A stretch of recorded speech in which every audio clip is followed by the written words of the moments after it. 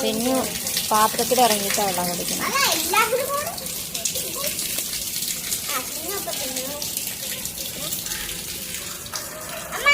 ചിന്നു കൂട്ടുകയറാനാ തോന്നുന്നു കേട്ടോ. വാ കേറിക്കോ, വാ കേറിക്കോട്ടോ. ചിന്നു പോയടി സ്വത്തു കൂട്ടില്. ആ വേണം. ചിന്നു കൂട്ട് കയറി അവിടെ ഇരിക്കാൻ പോണോട്ടെ. ചിന്നു അവിടെ ഇരിക്കാൻ വേണ്ടിട്ട് അച്ഛൻകാവ് വീട്ടിൽ തന്നെയാണ്. ചിന്നു കുട്ടി സ്വത്തുവിന്റെ ഫേവറേറ്റ് പ്രാവാണ് കേട്ടോ ചിന്നു.